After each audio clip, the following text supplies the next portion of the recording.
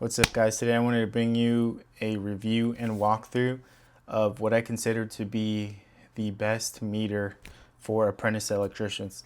Now technically this isn't a multimeter, this is a electrical tester because it doesn't have all the functions that a multimeter would have, but everyone calls this a meter, so we're just gonna rock with that term. Now to start with this, it feels really good in the hand, and probably the most defining feature of this, the reason why I like this meter, is the simplicity of it. It only has three dials, so of course it means how simple it is. You have voltage, automatic detecting AC and DC current, you have amperage and resistance, and continuity. So technically 4 features, 3 dials, but of course that's going to keep this tester super simple and easy to use, which of course is why I think this meter is good for apprentices like myself. I have a Milwaukee meter that was gifted to me by a journeyman that I was working with, and I was very appreciative of it, but it was quite, all the features that it has was quite overwhelming, and I don't even know what half of those things are or what it means. I know what these things are, I know what they do, so this thing is very simple. So just to demonstrate all the features, we're going to start with voltage. It's auto detecting, so whether you're testing a battery, it'll automatically detect DC, as you can hopefully see on the screen. And then if we go into AC, it'll detect that there as well. As you can see, we have 120, as well as that red light that lights up, of course indicating imminent death if you are not careful. These leads are great. They are bladed at the front, so it makes it really easy to fit into a receptacle. Sometimes I feel with the regular leads that come in meters, you have to really try to shove them in there.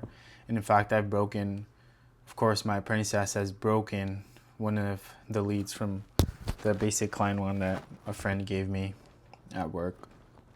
As well, these leads are also removable, and I believe this bay is also removable as well, so if you have any problems with this thing, you can just swap them out.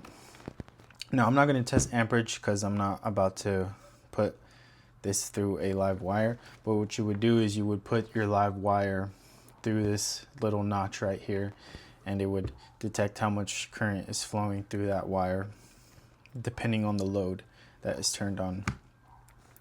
And then moving on to resistance, which was when my coworker let me borrow this meter. This was a feature that I was using pretty often to track down some to identify some circuits in a rat's nest of a box. And I mean, that's one of the things that I really liked about this meter, how responsive that the continuity feature was. Yep, there it is. Yeah, so with the Milwaukee meter, it took about a second or two, about 1 second, 2 seconds for the continuity feature to kick in. And I want it to be responsive. I want it to be pretty instant, especially when I'm checking this wire, then the next one immediately, then the next one. It just makes it more trustworthy, I guess you would say. This meter feels really good in the hand. One thing I liked also was how you can have one lead in there, so you don't have to hold all awkward, and you can have one supported on the actual meter and then the other one with your other hand. But yeah, that's the quick little review of the Fluke T5-600.